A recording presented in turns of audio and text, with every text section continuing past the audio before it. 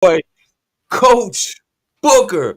I told y'all I was gonna bring y'all some good content, and we are live, man. And we told you we was gonna get a very powerful young lady in here, man. I'm gonna tell you a little bit about her. She was the director of Carolina Girls Rock, yeah. Carolina Women Rock Pageant, yeah. She was involved in that. Assistant editor of iFashion magazine. She's a renowned motivational speaker where she appeared on the Faith Under Fear tour. She's the CEO and founder of Designs by N2 Incorporated. Flawless Flaw. Now we're gonna talk about that one. But more than anything, she's a mother of three. And guess what? She's a grandma. We're gonna talk about that too, because I gotta figure out what that means. That grandma. She's a co-author of Evolve 2. Ladies, gentlemen, audience, I have live with me Miss Nichelle Nelson. How are you? I'm doing wonderful. And yourself? I'm doing good. It's very Thank great you for to have you. having me. Very great to have you on the show. We're very excited to hear your story. Um, we want to talk about first. I want to talk to you about. Um, I was really intrigued by the book and the co-author and the other authors of your book. Tell me a little bit about that and how it came about and how you guys got together and did that. Well, the title of the book is Evolve 2. The subtitle is Recovering the Woman Within. The Love is Over, Not You. And it's a story about 8 women who have been triumphant in their recovery from abusive relationships, marriages, and how to handle divorce. Wow, Yeah. very powerful book.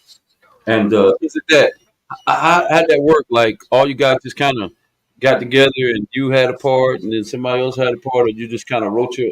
How did that work? So we each got our own chapter, Okay. and we had to pretty much show the different levels that you go through when you're married to, narcissists, to liars, to cheaters, to whatever, a lot of the different stories that the women have.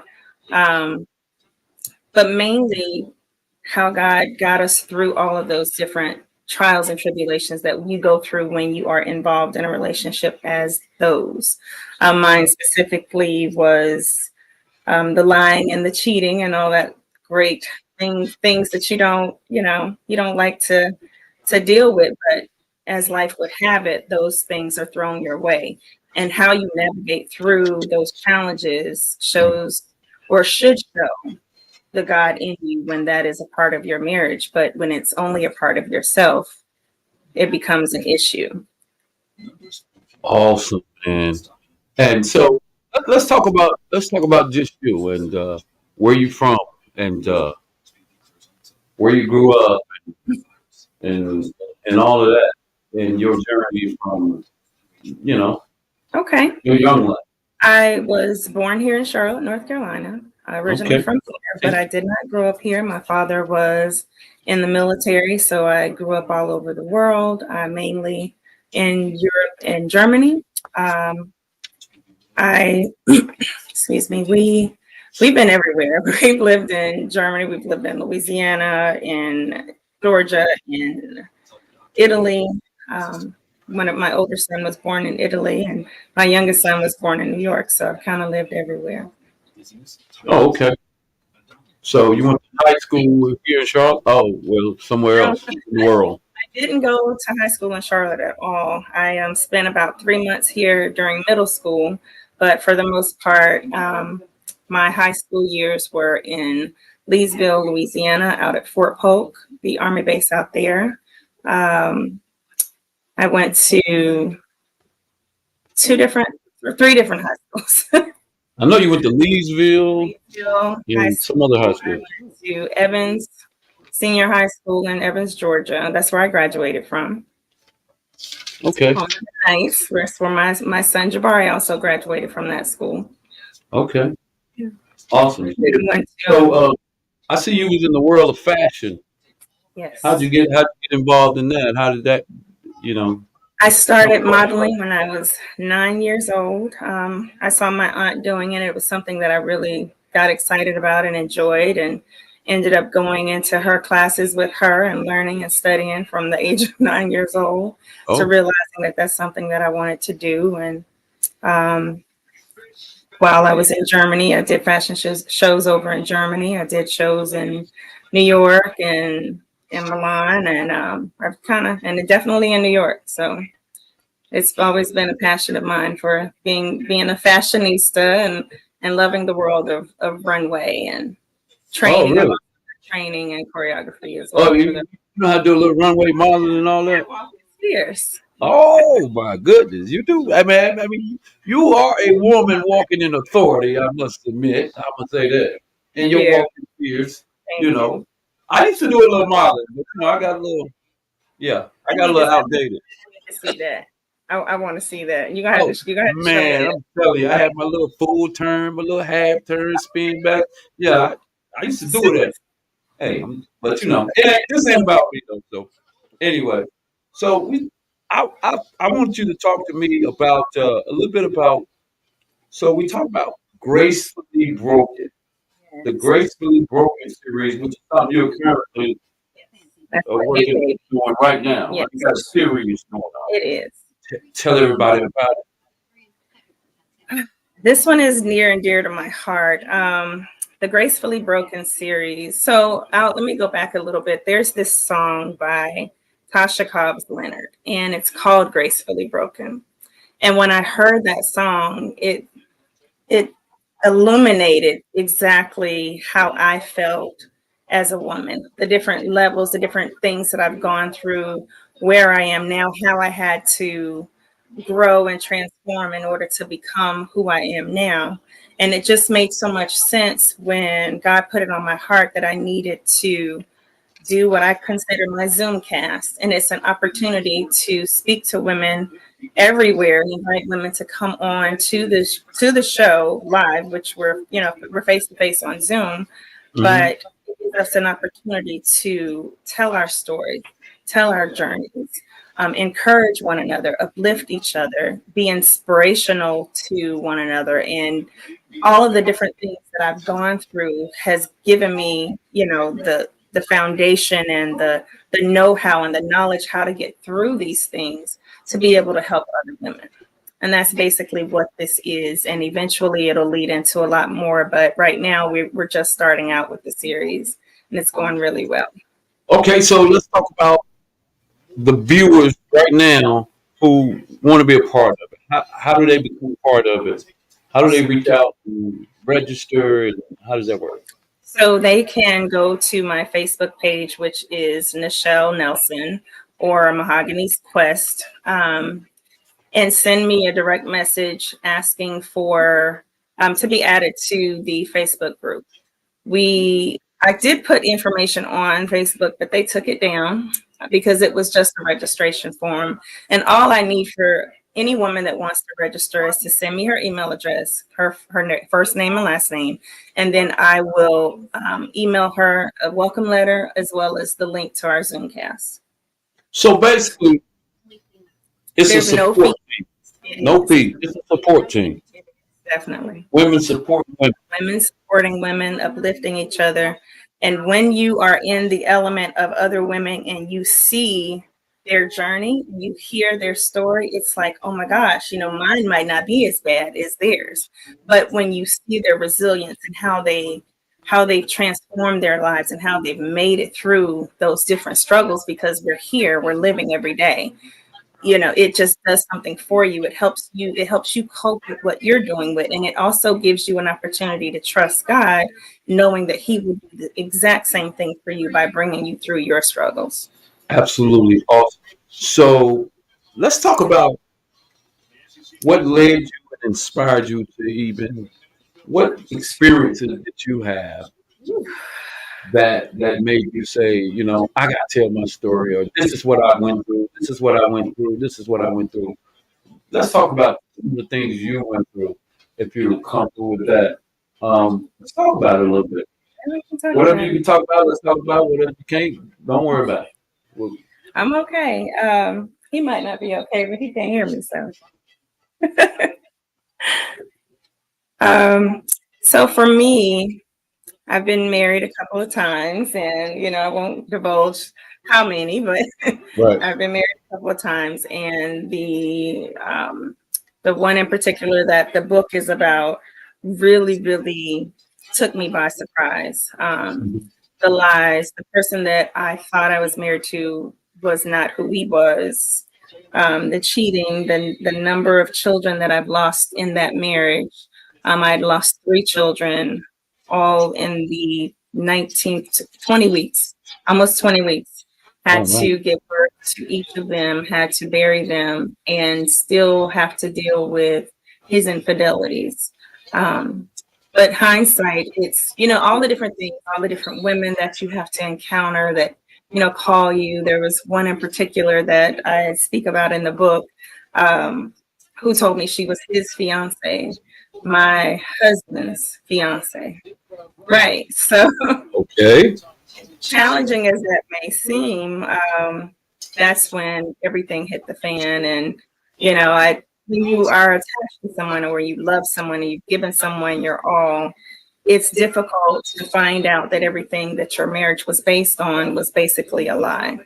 And how you pick yourself up from that point is key to your survival, because at that point in time, after losing 3 kids, now you're losing your husband and everything that you built and worked for is gone. It's like, what do?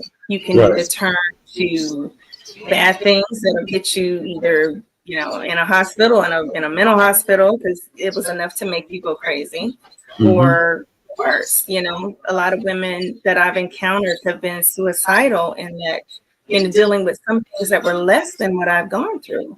And as I've toured, as a motivational speaker and sharing my journey and sharing my story on these stages, a lot of women would come up to me and say, you know what? I was on the verge of suicide until I heard that you went through something similar. And yours was worse than mine. But Wow. you gave me the courage and to continue and to lift, to continue to keep going and to not do that, but to trust God in the process. A lot of people turn away from God. I even did. After I lost my first child, I turned away from God. I didn't want to have anything to do with him because I couldn't believe that he took my daughter away. But it was never meant for me to have children by that man, because he was having children with other women. And none of those children survived either. Yes. Wow. Shocking. So you've got to be a strong person. You've got to have your foundation in Christ in order to make it through things and to keep going and to be, my word is resilient. Um, you got to keep living. And it sounds like you have definitely decided to keep going. Flawlessly flawed. Let's talk about that. That seems to be a pretty powerful one as well. So, as again, flawlessly flawed. All of my businesses and have come from my journey. Flawlessly flawed is special to me because through being a human being, we are, I'm sorry, being a Christian, as God sees us, we are flawless. But being human makes us flawed through our sin. Okay. And so that's kind of how flawlessly flawed came about with that name. But through Christ, we are supposed to be we were made in his image, right? And so being flawless and being flawed and coming through all of those struggles and trials makes us flawlessly flawed, giving him honor and praise. All right. So I was reading that and I thought it was interesting. It said the initiative is to heal with love through living. Live exactly. Yeah. Through living. I You thought got that to was keep going. very profound. Yeah, you got to keep going. You got to keep moving. You got to keep growing. Yes. So you went through some, I guess it's all tragedy, but some moments where you was facing near death. Yes. Yes. How Um, do we get through those things? And tell us so a little bit about it, how it happened. there's a couple of things. One I'll touch on specifically. In my high school years, a few things happened to me.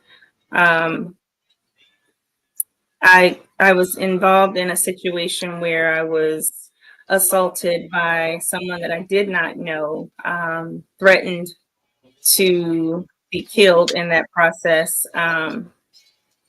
And after that, that was when I actually attempted to commit suicide because of the assault. It was very violent. It was very demeaning. It was someone taking the very innocence that you, as a teenage girl, not a woman, as a teenage girl, tends to. But it's tragic across the board. But in the process of me attempting the suicide, I heard a voice, and it was God, 1,000% saying, "Don't worry about it. I got you. Call 911." And in that moment, I did. I called 911 because it's just as clear as I'm talking to you. God said, call 911. I will Wow. take care of you. And from that moment on, even though I was in high school, I would never do anything to myself that way because I valued God more than I valued myself. And if He can love me, then why couldn't I? And that was kind of like the beginning of my journey of self discovery, even though I made a lot of mistakes as I was learning and growing up. It was also about the self discovery because, now that I'm the age that I am, looking back, it's like, well, you can't talk to somebody about these things if you haven't gone through or experienced them yourself. Absolutely. How can you encourage someone and motivate someone to keep fighting and to keep trying if you don't know, if you've never been through anything? And so I look at every opportunity, everything that's happened to me, and it's been a lot of tragic things, as an opportunity for growth and for development. And then the second one that I definitely wanted to speak on, it wasn't anything like that, but I have severe allergies and I had an allergic reaction in the doctor's office. And this is kind of where the Flawlessly Flawed came from. This is where my short film that was originally a poem came from. In those moments, I stopped breathing because I went into anaphylactic shock. And Mm. so as I was laying on the table, at the allergist doctor's office, getting the skin testing done, um, there was absolutely nothing I could do. When everything started to shut down and I could literally hear myself and see everybody, but my body wouldn't move. It was in that moment that I realized that I was going to be okay. I couldn't do anything but trust God. It was up to the doctors. It was up to the paramedics. She had to call 911. She had to stick me with the EpiPen twice because none of it was working. I had literally stopped breathing. And when she said, and I can hear her, I'm losing her. Mm. Her pulse is getting faint, and I'm looking at my fingers; they're blue. She's holding my hand. I can't even hold anything, and I'm not able to speak. Excuse me. That in those moments of complete despair, I wasn't able to do anything to trust God. Wow. And immediately, the second EpiPen that she gave me, I was able to gain my breath. And so when you don't hear yourself breathe, I tell everybody in some of my retreats, lay down, just close your eyes and just breathe. Listen to your breath. And when you can't hear that and you have no control over it, that's a pretty powerful moment that will Oh, help hopefully I bet. get you to trust God. Awesome, man. Gosh, that is amazing to see you still out there Fighting. fighting. You have What to. what fuels your advocacy for to try to, you know, get these other women to let go of their social constraints and reclaim their lives? As a mom, I think that is my biggest push because I have all boys. And it's important for my sons to know how to treat a woman, how to respect a woman. it encourages me. I didn't have any daughters, but I've kind of adopted some along the way. It encourages me to see them hear me and understand that, I'm not just being a mom. I'm not just telling you something just because I want to control your life. I'm telling you things that I've experienced and that I know to be true and I know to be a fact. And so I try to lead by example and showing not just my sons, but any woman that comes behind me, any teenage girls that I train and coach in the pageant world, and any of the women that I coach in the pageant world. Like, you've got to be your unique self. You've got to be strong. You've got to be determined and dedicated to do the things that you want to do in life. You can't just sit back and let everybody else dictate your life for you. You've got to take control of yourself. But in taking control of yourself, who do you want to be? Right. Who do you want to be like? Do you want to look like the women on the videos? And there's nothing wrong with the woman who wants to do what she wants to do. It's her choice. Absolutely. Absolutely. And I applaud everyone for making her own decisions. But what do you want to be? Don't do something just because it looks fun or it looks exciting or it looks cool or you're getting likes. Who are you? What kind of impact do you want to make on the world, on your kids, on the people that look up to you? And I think that's what's most important to me is the image that I put forth. Who's watching me? Because people are watching you every step of the way. Yeah.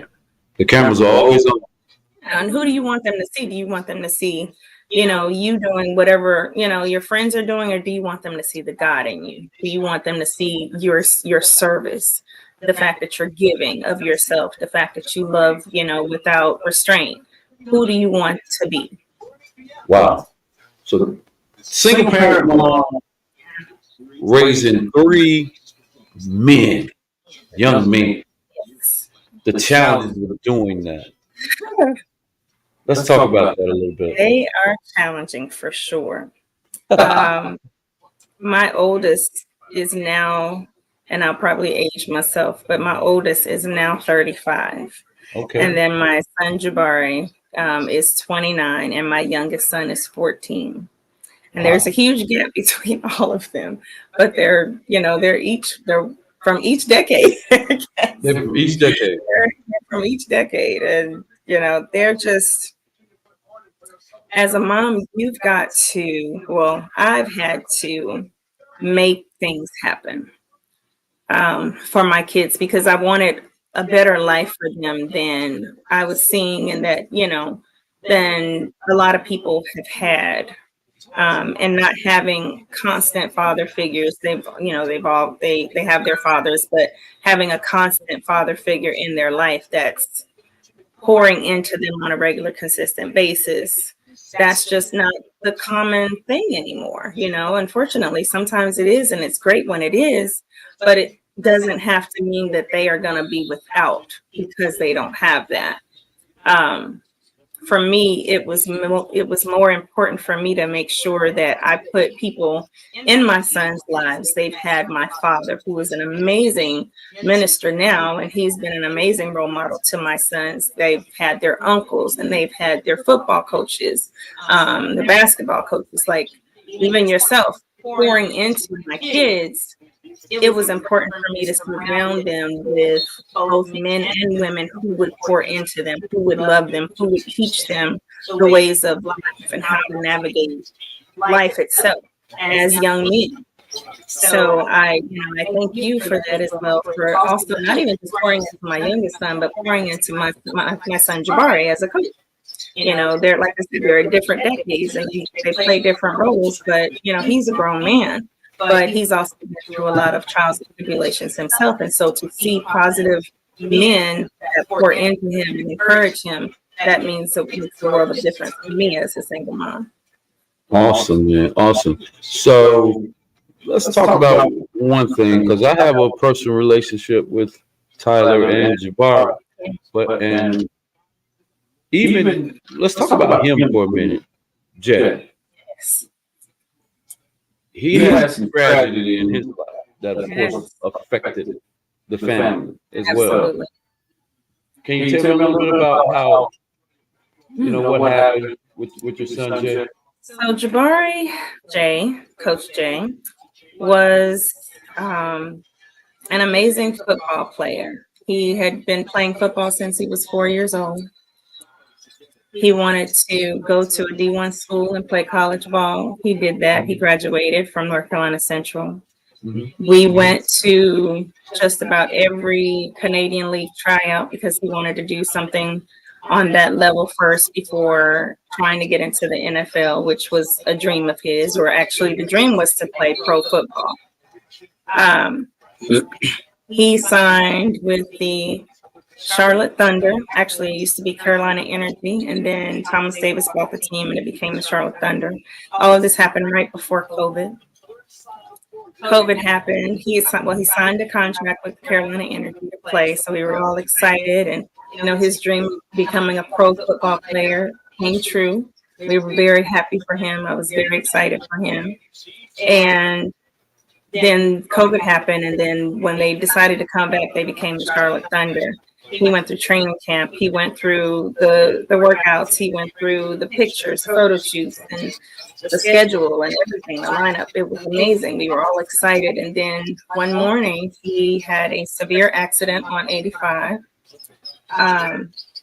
His car went into the back of a tractor trailer truck. He was immediately knocked unconscious. Wow. But he ended up having multiple seizures on the scene. He had to have the jaws of life to remove him out of the car because it was so smashed.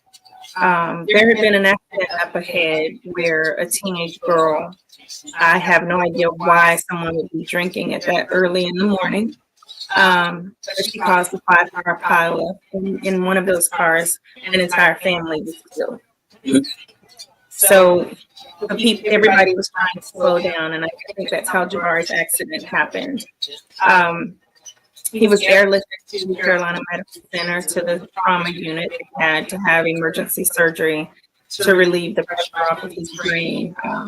He had a seizure then on the table and had to be resuscitated. He actually died 3 times and had to be resuscitated, and he was in a coma for 3 days. All of this during the midst of COVID. Those 3 days, I was not even allowed to go in and see him until his COVID test came back negative. Not mine. I didn't have to have one to get into the hospital, but that shows you just how little they know about this virus, this disease. And once I kept telling everybody, my faith was so strong. Like, I trusted that God had my son. And of course I was scared because I didn't even find out about his accident until 6 o'clock that evening. And it had happened at 8:30 that morning, but nobody knew who he was, so they didn't even contact me. I went looking for him because that's the relationship I have with my son. We talk every day. He had a routine. He wasn't answering any of my calls, so we started looking for him. Found out he was in the hospital. And so when I did go into the hospital on that 3rd day, now this is the God in me. On that 3rd day, Right. Him being in a coma, he woke up from that coma when he talked to his mom, when his mom talked to him. And so I was so grateful to God, but from that moment on, when I'll go back to the clinic, they were telling me, we don't know when he's going to wake up. We don't know if he's going to wake up. We don't know if he does wake up, what quality of life will he have. We don't know if he will. We don't know if he wakes up, how long his therapy will be. And he ended up being in ICU trauma unit for 11 days because the moment he woke up, he was making strides. He was determined to get better, and God was just healing him and moving him really, really fast. From someone who might not wake up from a coma in 3 to 6 months, he woke up in 3 days.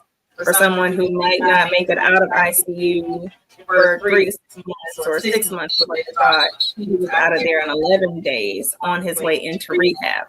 And so he was in rehab for 21 days and home after being in the hospital for over a month. Good Lord. recovery. Well, he wasn't fully recovered. He had to learn how to walk. He had to learn how to talk. He had to learn how to feed himself.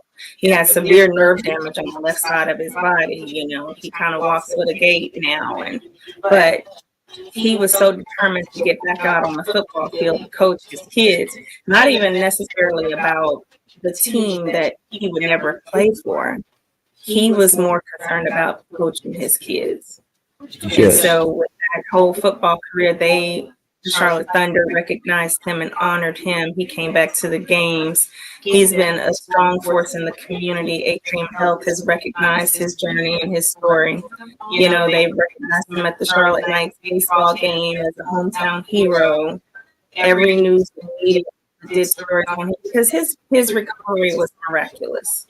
Nothing short of a miracle. But you could see God all through his situation. But as a mom, watching your son die in front of you, or almost die in front of you, he self-extubated on the fourth day, right in front of me, and the doctor said if he did that, he would die. And he didn't. Boy, look at God. Look at God. Look at God. Huh? Right? Look at God. He's a bad man. Yes. Listen. Well, what about this 14-year-old that you have? He's I met a man, and he's a personality. He is. He's a good character kid. He's a very high character kid, and I really like him. He's a 4.0 grade point. Yeah, 4.0 GPA. And where does he go to school? He goes to Brookstone Schools. It's a private Christian school in Uptown Charlotte. So he's doing very well. Tyler is he's my miracle baby. Not well, Jabari sounds like a miracle baby, but but Tyler is also a student athlete. He is, because he plays football. That's where I met him. That's right. So he plays football as well. So he's found a way to balance academics and athletics, and still do a really good job at both of them. Right. That's awesome, because that's what most athletes struggle with. Right. Trying to balance those grades and play sports all at the same time. Sounds like Tyler has already found the method to that. So that's great. So that's something really good. And then your older son gives you this title as Grandma. Yes. So what in the world is Grandma? Because Grandma, I thought it was Grandma. No, I am not. What's going on with the Grandma thing? How you twist that up? Well, see, now, as the fashionista that I've always been, you being in the pageant industry and being a former queen, and my babies look at me as a princess, as a queen, and how I carry myself, I'm honored with that name as Grandma, because it's a glamorous grandmother who does not necessarily look like a grandmother, but she is holding it down for her grandchildren. So it derives from the word glamorous. That's right. Okay. That's right. How you carry yourself. So I got that. I like that. You also kind of helped out in the community as well with some local youth program, GTOP, the GTOP program. GTOP was very instrumental in a lot of their success over the years as well, right? Definitely. I as you can see, and as you know, I'm probably older than most of the parents on the team, because their kids are about Tyler's age, but then I've got grown sons. So I kind of took on the role of being mom to a lot of the mothers that are out there, because that's just who I am. I'm loving, I'm giving, I'm caring. I take care of their kids when we're out on the field. I don't take no mess from their kids either.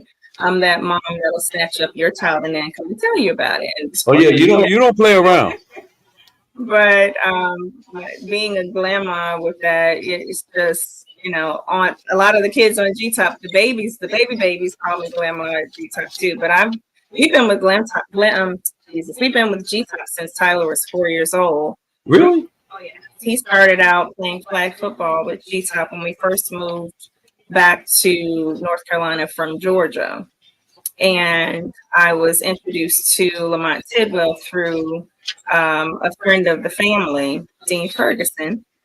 And so Okay. we ended up going to GTOP, and we've been with them that pretty much Tyler's whole career until he kind of aged out. And that's when the merger and all the different things happened with, him becoming the Mint Hill Saints and I forgot the name that it was before. The What? GTOP, the GTOP, GTS?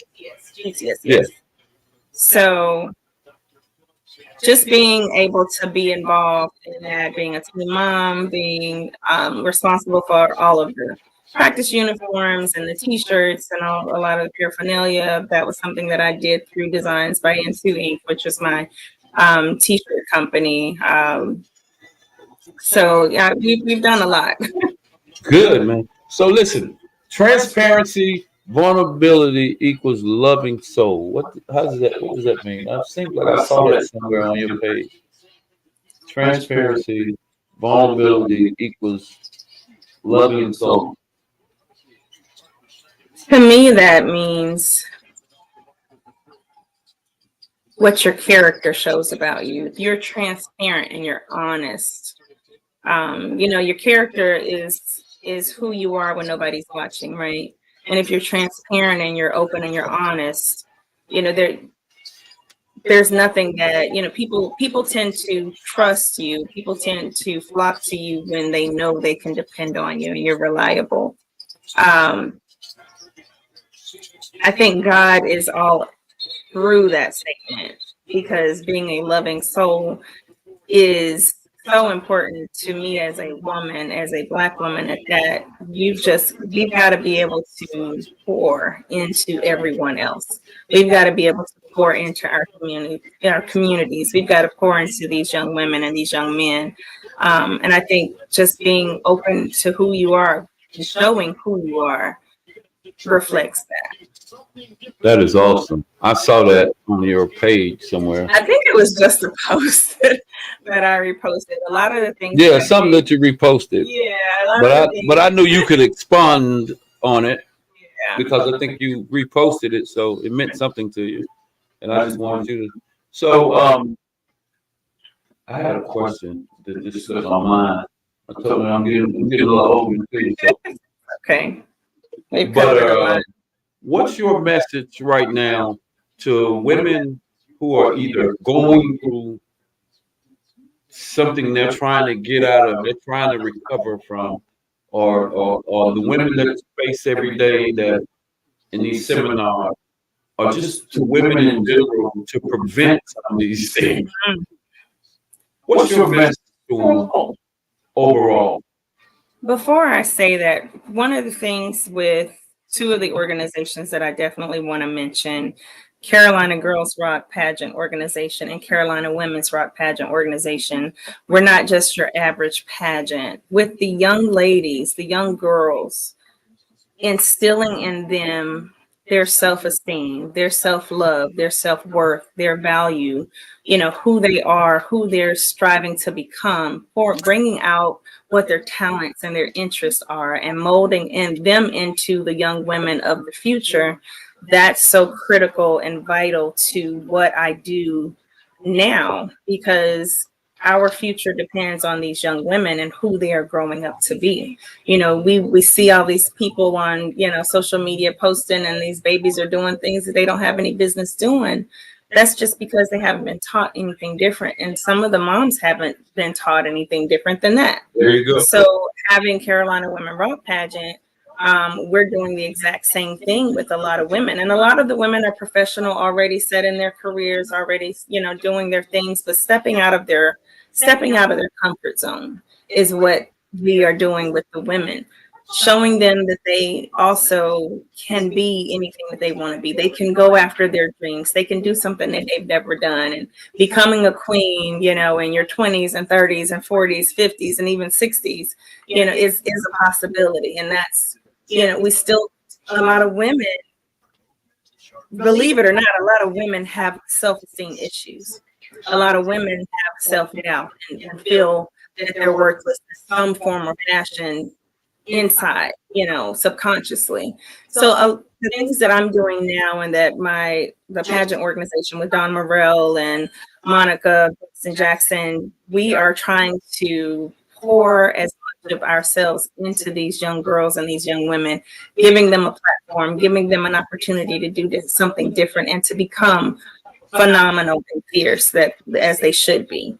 So that's definitely, I wanted to mention that part. But the Gracefully Broken series is where we're pouring into. We're doing the work that is required for the women to be able to transform. The Flawlessly Flawed self-help workbook has practice sheets and things that help them reflect on their lives, and different scriptures and affirmations to encourage you. And you've got different tests that, quizzes and different things that you can do to figure out what you are and who you are and what you want to be and how you want to live your life. So pouring these different things into women is definitely what my purpose is. So how do these women get involved in all these groups that you have, with the Flawlessly Flawed, Carolina, the one you just mentioned, the Carolina Rock? Girls, they just need to reach out directly to you? They can definitely reach out to me. They can go to our Carolina Girls Rock Pageant.com page, womenrockpageant.com page. They can reach out to me on Facebook or Instagram under Nichelle Nelson. They can email me at Nichelle_Nelson@yahoo.com. There's all kinds of ways to reach her. They can reach out to you. They can look on your Facebook page for this podcast and get all the information. We can post it after this show. How do they get the book?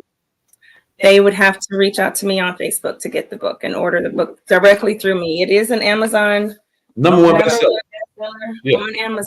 However, if they order it through Amazon, I get nothing from the book. We literally get. So you want them to reach out directly to you? Y'all make sure y'all reach directly to Ms. Nelson. Yes. And the books are only $20, so that definitely goes to. All of it will come to me directly. Yeah, it's worth more than $20. There's so many wonderful stories in here and on how these women have overcome their trials and tribulations, and mine as well. It's a really, really great read. It's very inspirational. Well, you know what, man, this is almost overwhelming for me, to hear your story and hear the things that you're doing for all these women across the world, across the nation, whoever you can touch. But to know the things that you're going through yourself, have gone through yourself, is amazing. It's resilient. It's bold. It's great to have women like you, that exist in this world, that can actually reach out to these women and help them overcome, like you said, their trials and tribulations. Right. Listen, it's been great to talk to you. Thank you. I wish we could go a little longer, but it's been great to talk to you. You're very bold, beautiful, and to me, you're a boss. Thank you. Thank you. I Appreciate you. Oh, that was great. Give me a hug. Yeah. Yeah. Thank you for that. Awesome. Give on. I know. I know the cameras are rolling. Thank you so much. You're welcome. Thank you for having me. You really appreciate it. Thank you.